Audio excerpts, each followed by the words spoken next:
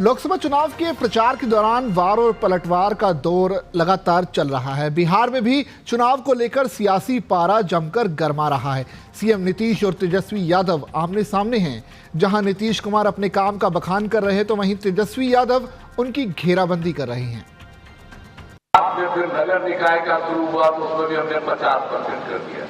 कहीं ये नहीं हुआ था। यहाँ पर कितनी बड़ी संख्या में महिलाएं ये सब काम में लग गई। तो पढ़ाई के लिए और सब चीज के काम के लिए हम लोग सब तरह से करते रहे हैं और एक एक तरह से लोगों को काम हुआ।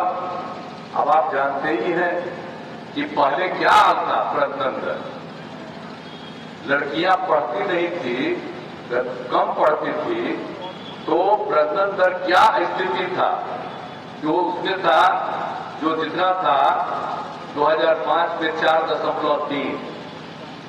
और जब हमने एक बार सब जगह का अध्ययन किया कि अगर लड़की मैट्रिक पास है तो प्रजनन दर 2 और लड़की इंटर पास है तो देश के दूसरे हिस्सों में 1.7, लेकिन बिहार में हम कराए तो मैट्रिक पास अगर है पति पत्नी में पत्नी तो वहां भी अनेक जगहों पर 2 निकलने लगा है। और उसके बाद अगर इंटर पास थी तो और कम 1.6। इतनी खुशी हुई कि भाई सबको इतना पढ़ाया जाए और इतना पढ़ाया गया। और उसके चलते आप जानते हैं 1.5 साल पहले तक जो आप समझिए 2005 में प्रजनन दर था 4.3 और घट करके 2.9 हो गया। तब तो और ज्यादा होगा। तो एक एक तरह से हम लोगों ने एक एक तरह से काम कर दिया। जो भाजपा के सांसद है जीतते जाते हैं, दोबारा आप लोगों के बीच नहीं आते, मुंह नहीं देखते। इन लोगों का राज्य में सरकार है, केंद्र में सरकार है, लेकिन केवल लोगों को ठगने का काम किया। मेरा मानना है कि सबसे बड़ा अगर हमारा दुश्मन है तो वो बेरोजगारी है, गरीबी है, महंगाई है। लेकिन हमारे देश के प्रधानमंत्री ना महंगाई के बारे में बोलते हैं, ना गरीबी के बारे में बोलते हैं, ना बेरोजगारी के बारे में बोलते हैं, ना विकास के बारे में बोलते हैं।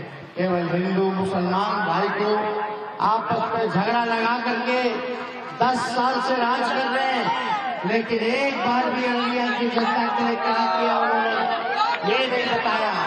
10 साल में बताओ रानीगंज के लिए नरेंद्र मोदी जी ने क्या किया, आपके पंचायत के लिए क्या किया। ये भी काम किया है, झूठ बोला है, ठगने का काम किया है।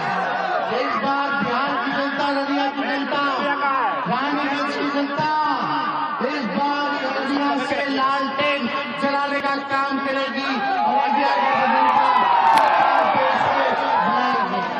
उसलिए आप लोगों के बीच आए हैं। मोदी जी से बड़ा झूठा प्रधानमंत्री आज तक दुनिया में कोई नहीं है। केवल झूठ बोला उन्होंने, इतना झूठ बोलते हैं कि गोबर को भी हलवा बना देते हैं। और बीजेपी का मतलब ही है बड़का झूठा पार्टी।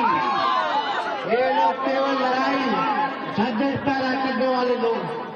आपका भाई जब 17 में रहा तो 5 लाख लोगों को बिहार में सरकारी नौकरी देने का काम